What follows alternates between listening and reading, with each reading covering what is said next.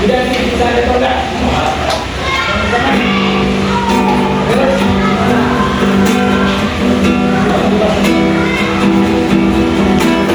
Terus jangan lupa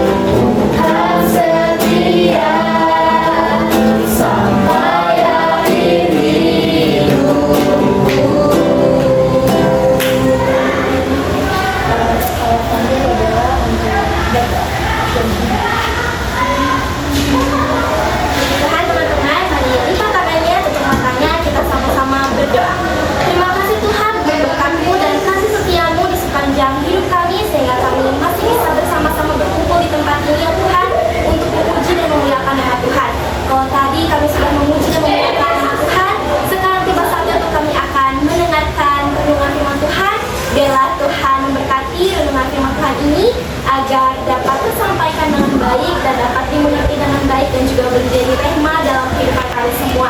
Terima kasih Tuhan, kami sudah berdoa dan mengucap syukur di dalam nama Tuhan Yesus Kristus. Haleluya, amin. Shalom remaja Kristen yang dikasihi Tuhan. Shalom. Puji Tuhan, tadi kita sudah sama-sama memuji dan memuliakan nama Tuhan. Sekarang kita sama-sama mau merenungkan firman Tuhan dengan tema remaja Kristen yang berkualitas. Nah teman-teman, coba kita bayangkan terlebih dahulu. Misalnya nih, ada pemain bola yang waktu latihan tuh jago banget. Dia bisa menguasai semua teknik, terus tendangannya tuh ngegolin terus. Nah, tapi setelah masuk ke pertandingan resmi, malah dia itu tidak berhasil memasuki bolanya. Terus teknik-teknik yang dia udah kuasai itu malah jadi gagal semua. Dan bahkan dia dikeluarkan dari pemain utama jadi pemain cadangan. Nah, menurut teman-teman, itu pemain bola yang jago atau enggak sih? Gimana? Nah, bisa dibilang kalau pemain bola tersebut adalah pemain bola yang jago kandang. Ketika sudah keluar dari tempat latihan, malah hal-hal yang telah dia pelajari dan telah dia kuasai tidak dia ingat sama sekali. Nah, tapi ternyata remaja Kristen juga bisa seperti itu. Ada di gereja, kita rajin ke gereja, worshipnya kenceng banget, rajin berdoa dan lain sebagainya. Tapi begitu kita keluar dari kandang kita, dari gereja kita malah berubah drastis. Misalnya di lingkungan sekolah kita, di lingkungan sekitar kita, nah kita malah jadi berbeda. Jadi seolah-olah iman kita itu tidak ada pengaruhnya, teman-teman. Nah, oleh karena itu kita mau sama-sama belajar hari ini bagaimana caranya supaya bisa menjadi remaja Kristen yang berkualitas dan juga berdampak bagi orang-orang yang ada di sekitar kita. Puji Tuhan, kita mau sama-sama buka Alkitab kita. Kita buka Alkitab kita di dalam 1 Timotius 4 ayatnya yang ke-12. 1 Timotius 4 ayatnya yang ke-12. Oke. Jika sudah ketemu, katakan amin. Amin. Puji Tuhan, kita akan sama-sama membaca Alkitab kita di dalam hitungan yang ketiga. 1, 2, 3. Jangan seorang pun menganggap engkau rendah karena engkau muda. Jadilah teladan bagi orang-orang percaya dalam perkataanmu, dalam tingkah lakumu, dalam kasihmu, dalam kesetiaanmu, dan dalam kesucianmu. Puji Tuhan. Nah teman-teman, kita tuh sebagai remaja Kristen kadang suka dianggap tidak mampu atau merasa direndahkan karena usia kita tuh masih sangat muda. Tapi tadi Rasul Paulus itu menasihati kita bahwa di usia kita yang masih muda ini kita juga sudah bisa menjadi teladan bagi orang-orang di sekitar kita. Ayat tadi menekankan bahwa kita bisa menjadi teladan lewat perkataan kita, tingkah laku kita, lewat kasih kita, lewat kesetiaan kita, dan lewat kesucian kita. Nah teman-teman, orang-orang yang belum mengenal Kristus dalam hidup mereka bisa merasakan kehadiran Kristus itu lewat perilaku kita. Jika perilaku kita membawa Tuhan Kristus, maka mereka juga bisa ikut merasakan, wah ternyata anak Tuhan tuh seperti ini ya. Berarti benar yang diajarkan bahwa mereka itu adalah anak-anak yang mengasihi, suka menolong, itu benar. Nah jangan sampai kalau kehidupan kita dan kehadiran kita di orang lain itu malah tidak diterima. Malah kita dianggap, wah jangan main sama dia deh, jangan temenan sama dia, karena kalau temenan sama dia, dia tuh orangnya bandel, dia itu gak baik. Nah jangan sampai seperti itu. Karena itu berarti kita tidak mencerminkan kasih Kristus dalam hidup kita. Nah selanjutnya kita akan buka kembali Alkitab kita di dalam Roma 12 ayatnya yang kedua. Roma 12 ayatnya yang kedua. Jika sudah ketemu, katakan amin. Amin. Puji Tuhan, kita akan sama-sama kembali membaca firman Tuhan dalam hitungan yang ketiga. 1, 2, 3. Janganlah kamu menjadi serupa dengan dunia ini, tetapi berubahlah oleh pembaharuan budimu, sehingga kamu dapat membedakan manakah kehendak Allah, apa yang baik, yang berkenan kepada Allah, dan yang sempurna. Amin. Jadi ayat ini menekankan kepada kita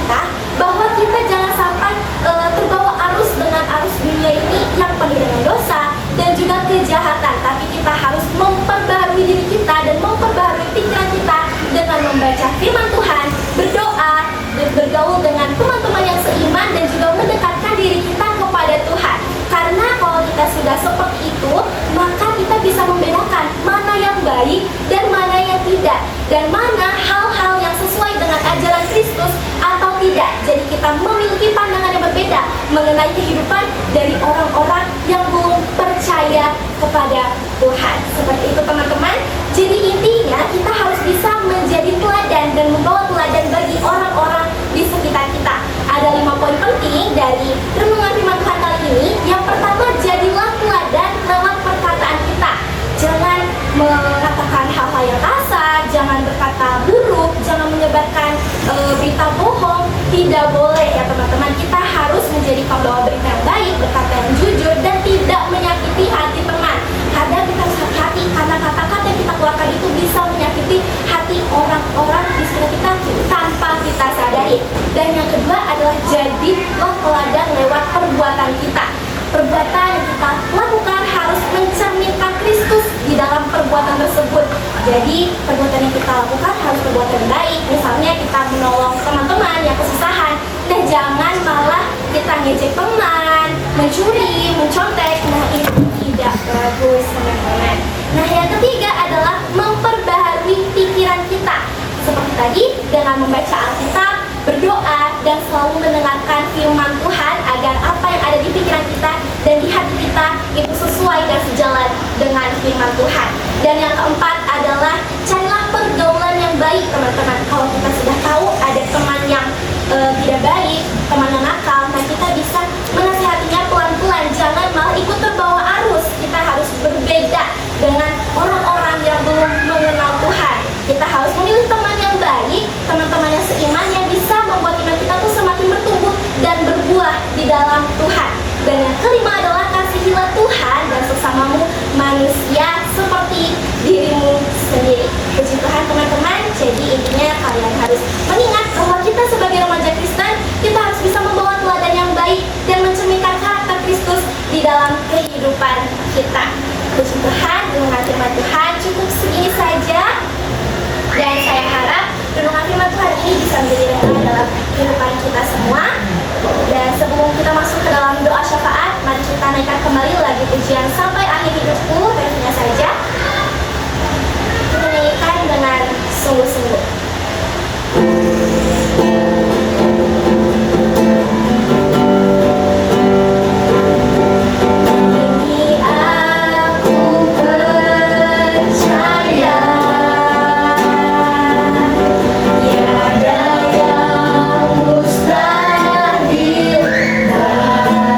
Bagimu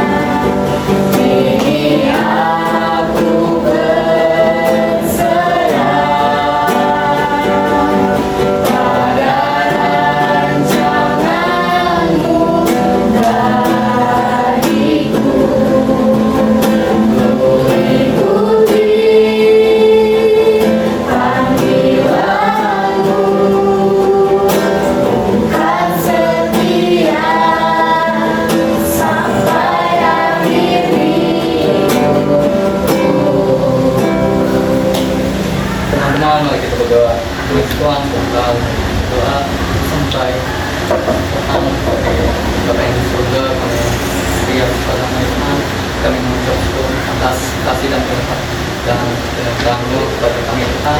Saat ini kami berdoa dan menyerahkan segala hal kepada di dalam tangan-Mu Tuhan.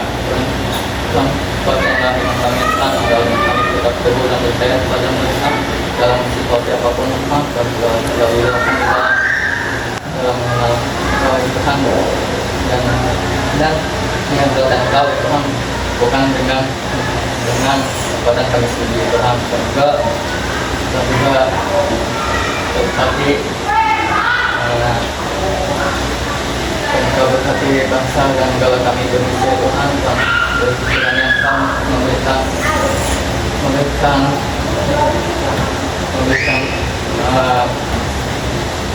berkat buat hal pemimpin kami Tuhan, agar pemimpin kami dapat memimpin negara kami dengan adil dan membawa damai sejahtera bagi kami semua Tuhan.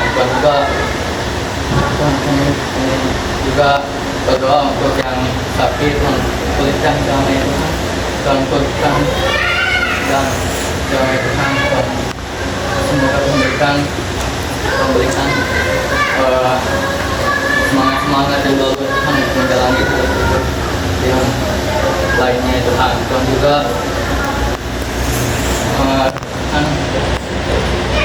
berkati sekolah kami ini Tuhan, mendekati guru-guru kami Tuhan, dan teman-teman kami ini Tuhan, agar lebih rajin dalam belajar Tuhan. Lalu Tuhan juga berkati bagi masa depan kami ini Tuhan, yang Tuhan pimpin kami Tuhan untuk menjalani